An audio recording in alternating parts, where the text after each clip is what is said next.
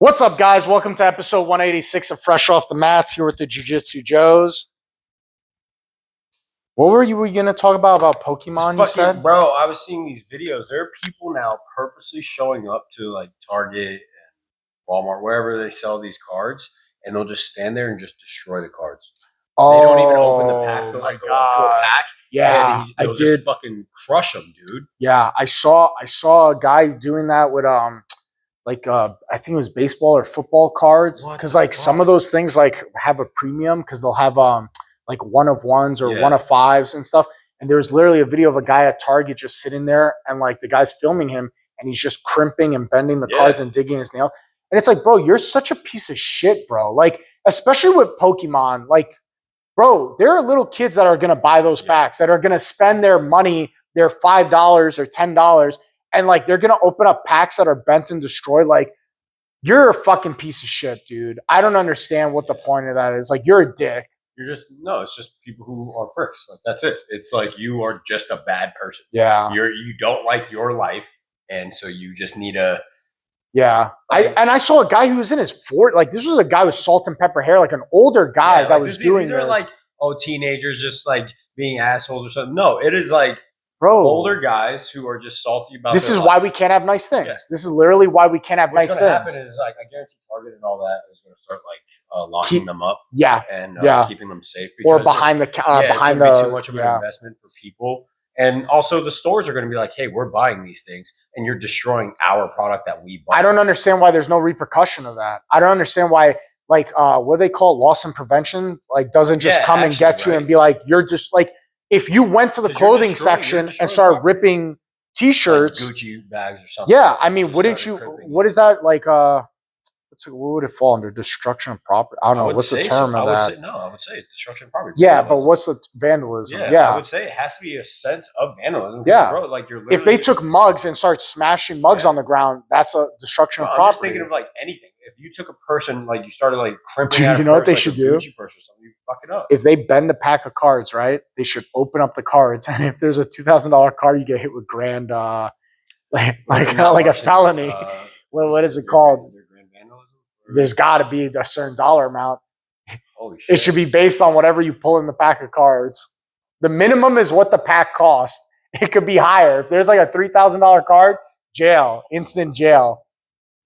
That'd be fucking dope. But yeah, dude, I was seeing it. So it's it's gonna cause with just this whole craze of, I guess, card game, not card games, but card collecting, trading card games. Card games is just like blowing up so much that people are now like you're starting. But that means like you're just upset because A, you haven't pulled anything. B, like you can't afford the hobby. There's a lot of people. I think it comes down to where it's like people can't afford to do it themselves, so they're mad seeing like other people. Well, not just that. I think it's because of these older guys. Again, people don't view social media, like the older generation doesn't view social media as an actual job now. Yeah, which it is. Like you get sponsorships, you get paid ads, you get contract deals with companies to show off their products and stuff. So it's like it is an actual job for people. Streaming views, being able to run commercials, all of that it's a job. And content creation is no 100%. longer just a hobby people do. And so I openly admit, I was not the jealous part, but I openly admit, like, I didn't view it as a job before I started doing it. Like, you know what I mean? Like, actually doing I was like, oh, you're a content creator? Like, oh, okay, like, must take a lot of time out of your day. You don't realize until you're doing it, you're like, oh, it is a job. 100% it is a job.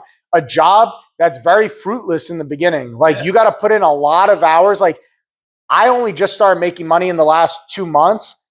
That definitely doesn't cover the amount of time I've invested in it. Like, it's nice that it's happening now, but if you break it down, it's like, I think I've made cents an hour. Yeah, it's like, just going to be a penny on the hour.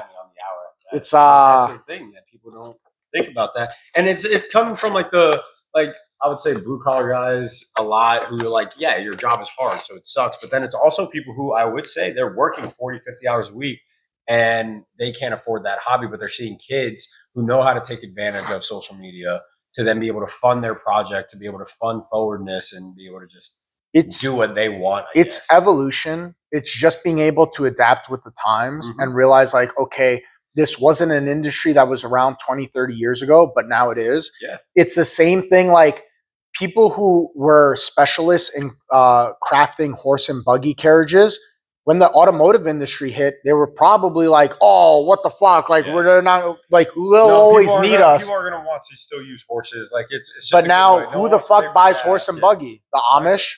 There's like what 5 sales a year. Like you have to learn to adapt with the time and just realize my industry is phasing out, and you have to see that coming ahead of time. And I think there's a lot of kids nowadays who are getting degrees that I'm like, why are you getting a degree in that? Like that's going to be phased out. AI is going to phase that out. What I'm seeing is the aspect that people are taking their education, but then they're using social media to then spread that education more, which I would say is also good. There's two sides to the coin. It's bad because too much information to not know what to do with it is a bad thing. So like I can tell you all about the human body and about like injuries, diseases, blah, blah, blah, blah, right? And if I go down that rabbit hole, you get all that info, but you don't know what to do with that information. Too much. You can go down a bad route with it in the sense of just negative feedback on yourself. But I think it's also good because like I can follow all these pages, learn off of how these different doctors think, these PTs think, these trainers think, right? And I can work it off of that.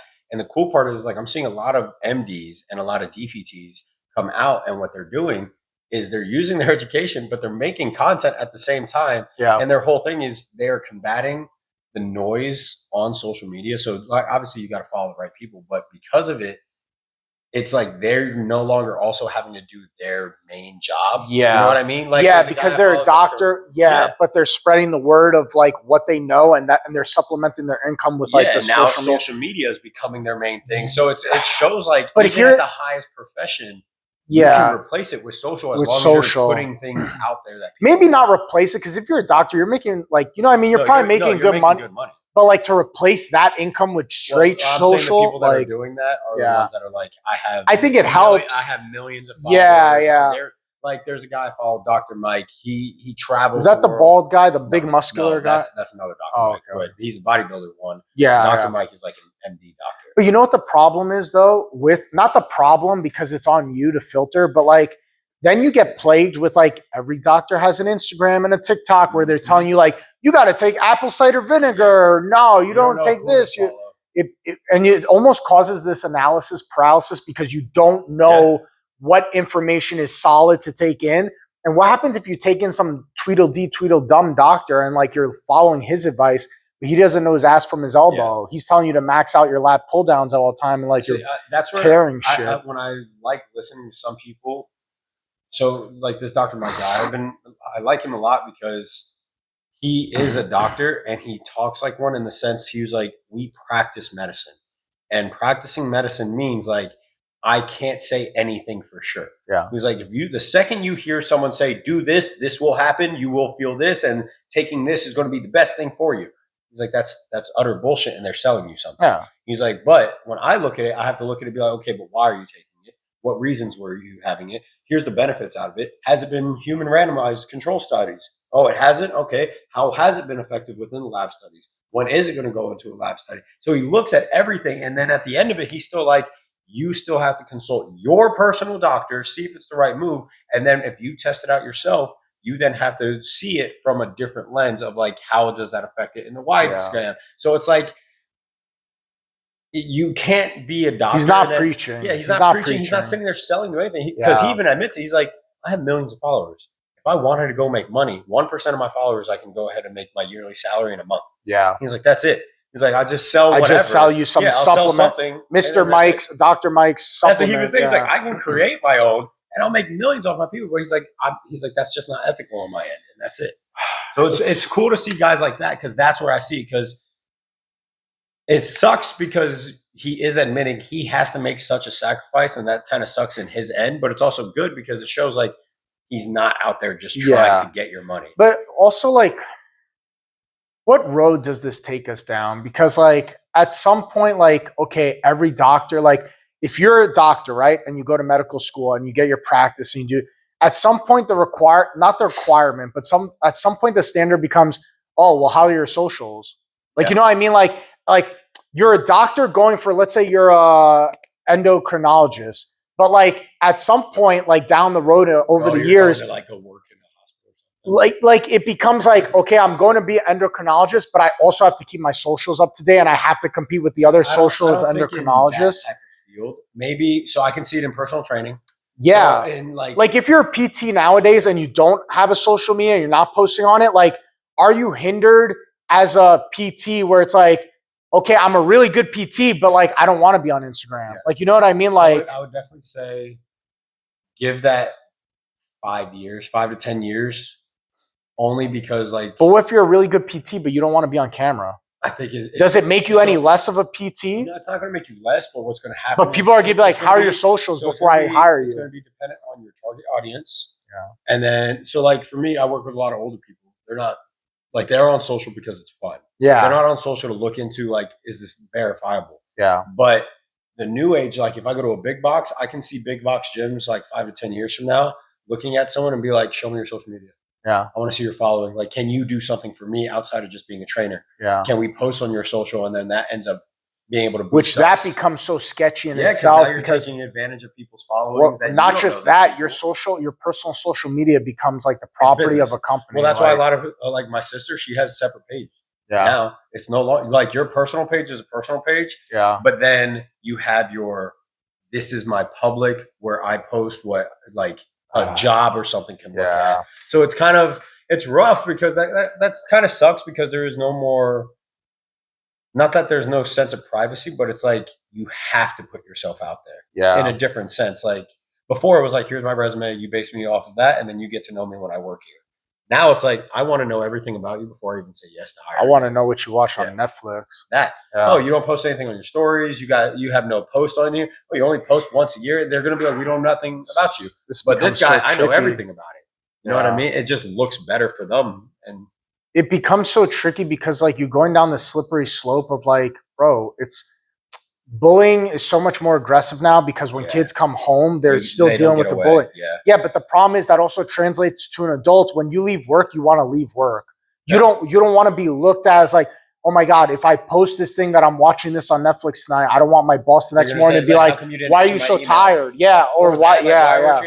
I saw that you were on Instagram last night, or I saw like the green bubble that you were active. How come you didn't respond to me yesterday? Yeah. It's like, bro, like I'm all. I feel like we blur lines then where it's like, bro, when I clock out at 5, I need to be done at 5. Like I don't want to. That's the big thing that people complain about this new generation because the new generation holds those standards. Yeah. And that's where holds the standards of once you're done, you're done. Yeah. Once I'm done, I'm done. And that's where a lot of like my mom's generation, she would complain to my sister and me about like when I tell people I have a cutoff time. Yeah. My mom was like, why? Why do you do that? You need to be like above me. I'm like, no, I don't. No. I was like, because I tell people 6 o'clock. If you reach me after 6 o'clock, you'll hear from me the next day. Yeah. You're not hearing from me that night. Like unless it's a dire emergency, you're not hearing from me. Bro, we're done. And my business starts again the next day. We start kids class at 5:30 p.m. If you're contacting me about the gym after 5:30 p.m., I'm not getting to you till the next day. Yeah, you know what I mean? Like, your own training. Yeah, bro. And by the time I get out, it's 8:30. I'm not responding to emails or calls or anything. You're hearing from me the next day, and guess what? If it's Friday, you're hearing from me on Monday. Sorry. And there's no issue with that. Like, if you don't want to train here because I didn't contact you within 48 hours, go somewhere else. I don't want to deal with you. Difference too. Like in beginning business, I know I was active 7 days a week. It's different. All day. It's different. But when you're established and you set your side and you're like, okay, now I'm good. Yeah. Set your boundary. Yeah. You have to. It's fine. And it's not a bad thing to be like, hey, and I tell all my clients when I do consults with them, be like, I will always get back to you within 24 hours. If I don't, make sure you please respond. I was like, I'm sorry if I didn't, but I always make sure I try to respond in 24 hours. Because people take advantage, bro, and then people blur the lines. And the problem is once your business goes past 20 people, it becomes unmanageable. That's when you get things like people trying to cancel their membership via DMing you on Facebook. Like, bro, this is so unprofessional to me. If you message me on Facebook, because you know me, I'm not active on Facebook. Email me, bro. At minimum, email. At minimum, it should either be a phone call, an email, or in person. Don't text me saying, hey, I'm canceling my membership. You better email, you better call, or come in person. Bro, people DM me on Facebook. I'm like, I don't give a fuck. That's not valid. That's not valid, bro. You got to eat. The reason why I say email is like email is a paper trail. Yeah. It's open to public and it's business. Yeah. Like you leave it at that. Hey, there's a reason there's a business email. Like for that reason. Handle business through that streamline. And it's just, I don't get it when people think, and that's again the other issue with social is people feel so accessible to you just because they have that option to DM me, which I like that Instagram. Which they put under the guise of like, oh, well, you're a small business. What the fuck does that mean? Small business means I'm not a fucking Walmart. We're also actually, what is it? Walmart? Past 50 members, I don't think you're a small business anymore. Like small business for a gym, bro, once you pass 50 members, like you're not a big box, but like you're not small. Small business. I even think like Crunch counts as a small business. I forget what the. Yeah, but bro, the problem is people don't realize you say, oh, you have 50 members and it was my message. Yeah, okay, but if all 50 people message me at once, it's going to take me a few hours to get through that stuff. That's not small anymore. No. That's not small anymore. Small business is less than 500 employees. That's huge. So technically, even if we had 1,000 members, we'd still be a small business because we only have me, Johnny, and Fabio. Limits 500. But if you count as industries or manufacturing, you have a limit of up to 1,500, and your revenue limit is to $7.5 million. God damn, we're gonna be small forever. So it's like, dude, it's massive. That's such a huge jump. That's what I'm saying, and people don't understand that. Like they're like, oh, it's a small business. You're like, dude, you know what a small business actually is? Yeah, like, you don't really understand how this works, dude. This whole idea. It's the same thing with cell phones. Like, I love cell phones. I'm not going to knock technology. I love the progression of technology. I think it's amazing. It's good for us. I do too. It's I think the problem is the people. The people don't know how to limit themselves. But it's also the aspect that when we were kids, if we weren't home, we answered the voicemail when we got home. Yeah. We got home, we picked up the phone, you played the voicemail, you're like, all right, cool, I got this phone call, let me answer them now. And then that's it. Yeah. It wasn't like, you have access to me. So like I've seen it where people are like, I have to respond now. My wife, she's done this where I've even told her boss will hit her up and she's like, I need to respond. I'm like, why?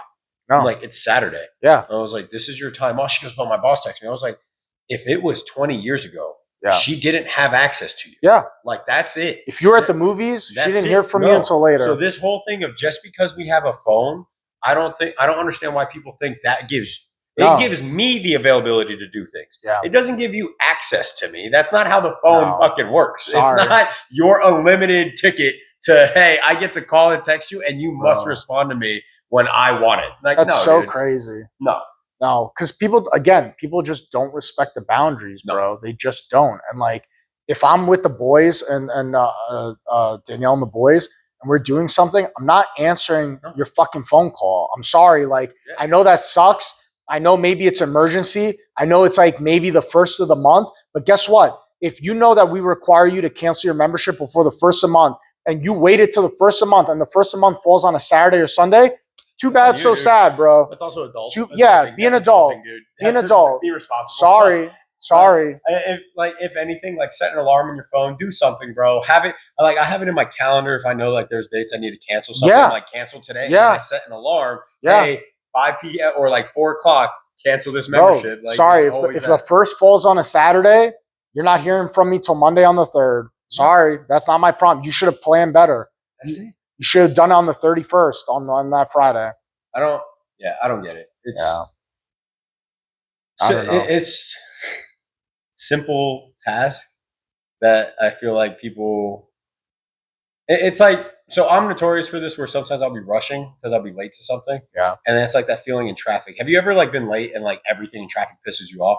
But then have you ever gone through the same road but you were 10, 15 minute early and then you're like, I don't care how long this takes. Yeah. Because that's the thing. It's procrastination waiting until the last second. And it's like, and I procrastinate a lot. We all do. I also understand that like I check myself where I'm like, oh, I'm agitated. But it's my fault. You know why? I think we procrastinate more frequently. Like people as a whole, we procrastinate more often, more frequently now. Is due to the fact that everything is so accessible, so fast that we always think we could do it at lightning speed. We don't have that time. That buffer, time cognizance anymore, where we understand like, oh, this task that is probably going to take me a few hours. I'm going to think I can knock it out in maybe 30 minutes or so. Like, it's still going to take you an hour. It's going to take an hour. Even if it's faster than 2 or 3 hours, it's still going to take an hour. So it's just, and that stacks up real quick.